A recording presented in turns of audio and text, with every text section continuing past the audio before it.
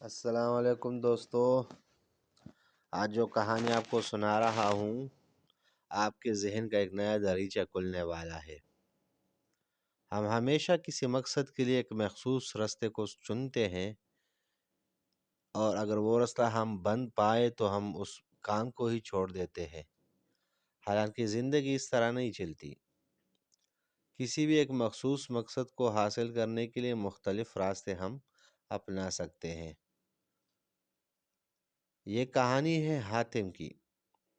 مشہور حاتم تائی جو تھے قبیلے سے تھا کہ ایک بار یمن کے ایک بادشاہ نے حاتم سے آگے بڑھنے کی کوشش کی، لیکن سالوں کے بعد بھی وہ ناکام رہا۔ جب اپنے اس مقصد میں وہ ناکام ہوا تو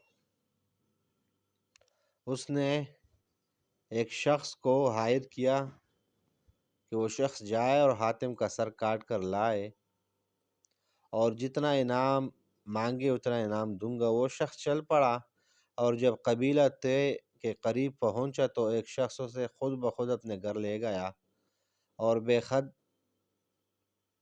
حد خاطر مدارت کی، بہت زیادہ مہمان نوازی کی۔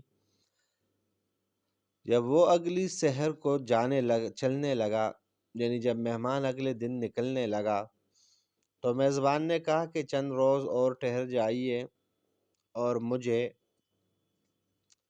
خدمت کا موقع دیجیے۔ تو میزبان نے کہا کہ میں انتہائی ضروری کام سے نکل آیا ہوں اور اس کام کو میں ڈیلے بھی نہیں کر سکتا۔ میزبان نے اس سے یہ درخواست کی کہ اگر آپ مجھے وہ کام بتا دیں تو شاید میں تمہاری کچھ مدد کر سکوں۔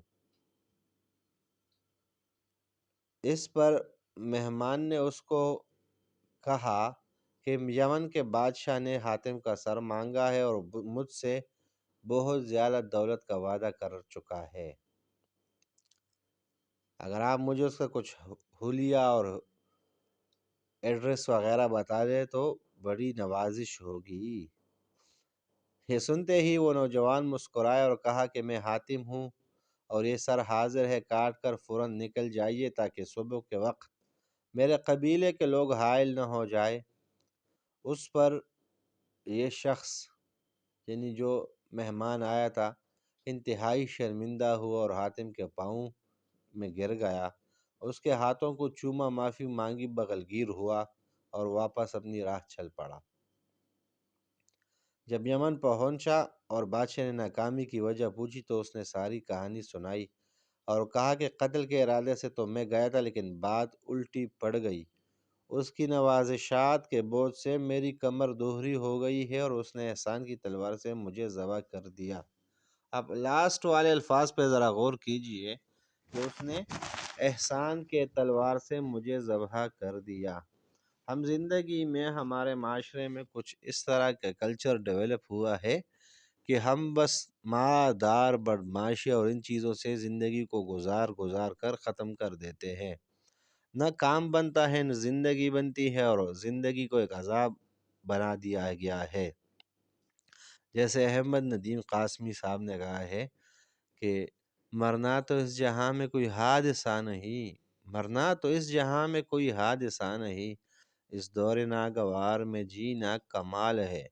تو بھائیو، اس دور ناگوار میں ایک ہی مقصد کو حاصل کرنے کے لیے ایک ہی طریقہ نہیں اپنانا چاہیے۔ زندگی میں کامیابیاں سمیٹنے کے لیے آپ اپنے ذہن کے بند دروازے کھول کے رکھیے۔ ایک راستہ بند ہو تو دوسرے راستے سے پہنچنے کی کوشش کرے۔